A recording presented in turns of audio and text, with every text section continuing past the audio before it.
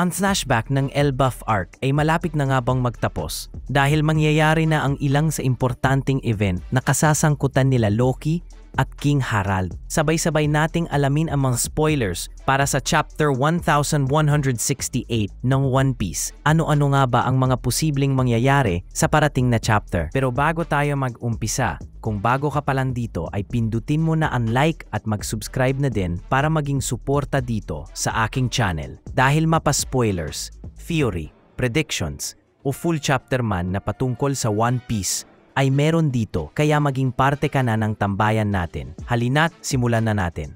Konting recap lang, sa nakaraang chapter, doon nga ay nakita natin ang pagpapatuloy sa kwento ni King Harald. Marami tayong nalaman dahil ito nga ang aftermath sa nangyaring God Valley incident.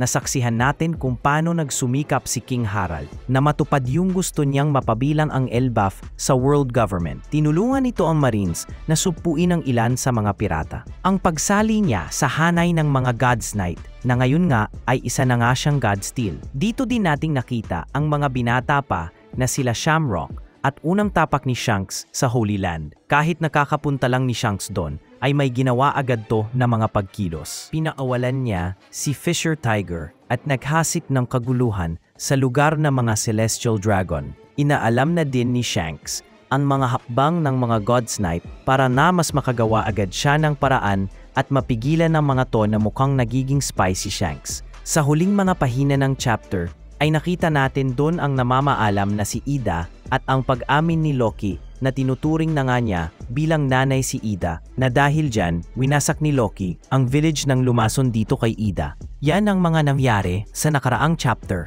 Neto kaya, ano ang makaposibleng mangyayari? Alamin natin. Ang title nga ng parating na chapter ay Elbaf Snow. Para saan kaya tang title na to? Eto na ang spoilers. Ayon dito ay namaalam na nga ang napakabait at masiyahin na si Ida. Makikita nga daw natin dito sila Hadrudin at King Harald na umiiyak dahil sa nangyari. Itong si Loki naman ay tahimik at malungkot na syempre minahal at tinuring na din niyang nanay si Ida. Habang nagdadalamhati si Loki ay nakakulong nga ito dahil doon sa ginawa niyang pagwasak doon sa village nila Estrid. Isang sad memory na naman to para kay Loki na natupad na sana yung pangarap niya magkaroon ng mapagmahal na nanay. Kaso nga lang kinuha din sa kanya, kaya di natin nasisi si Loki kung bakit galit din siya sa ibang giant. Kasi nga may mga event sa buhay ni Loki na masyado nga siyang naapektuhan. Nasabi din dito na 14 years ago itong si Shanks nga daw ay dapat magkakaroon na daw ng Deep Sea Pact. Kaso nga lang,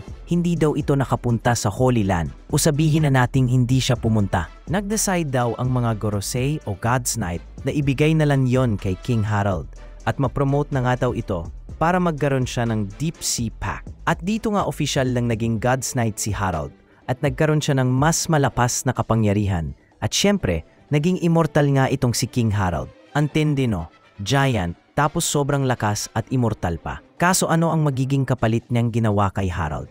Eto na, ilang araw pagkatapos nung pag-promote kay Harald ay inutos nga daw ni Imo kay Harald na gumawa ito ng isang abyssal circle doon sa Elbaf.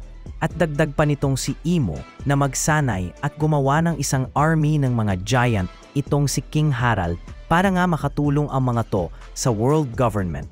Ayon na ang kabayaran ng pagsali ni King Harald sa world government at bilang God's Knight na din. Gagamitin ni Imo ang mga giants para nga mapalakas nila ang depensa nila. Kasama na dyan yung Marines dahil nga naghahanda itong sila Imo kung magkakaroon ng giyera sa future. Dahil alam ni Imo na babalik si Joy Boy. Nagkatotoo din yung sinabi ni Sibek noon na gagawin lang daw na sandata ng mga Gorosei itong sila Harald at ang mga giants para sa pangsariling interes ng mga Celestial Dragon na to. Ayaw kasing maniwala ni Harald noon. Ang tanong, ano ang desisyon ni Harald sa sinabi ni Imo na ngayon gustong gamitin ang mga giants para sa pakikidigma na iniiwasan na niya noon pa na masangkot pa ulit yung mga giant sa gera? Sa huling page ng chapter ay ito na nga yung scene na nakita natin sa unang chapter sa Elbaf flashback. Ito yung sandali na dumating si Loki sa castle para nga puntahan si King Harald, pero nakasalubong niya doon si Elder Jarul at magkasama nilang pinuntahan yung hari sa castle.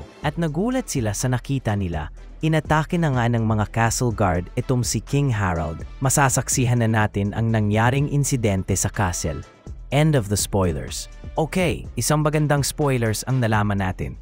At ayon marami na naman tayong makikita sa parating na chapter magmula sa pag-promote kay King Harald bilang God's Knight. Ang pagkamatay ni Ida at ang utos ni Imo kay Harald na gumawa ng army ng mga giants para sa world government. Dito natin makikita kung anong gagawin ni Harald sa utos ni Imo at tutuparin niya ba to. At next chapter din ay dito na mag-uumpisa ang pag-reveal sa kung ano talaga ang nangyari sa castle. Kaya huwag kayong bumitiw mga katambay dahil malapit na matapos ang Elbaf flashback. Salamat sa pagnood at see you sa next video.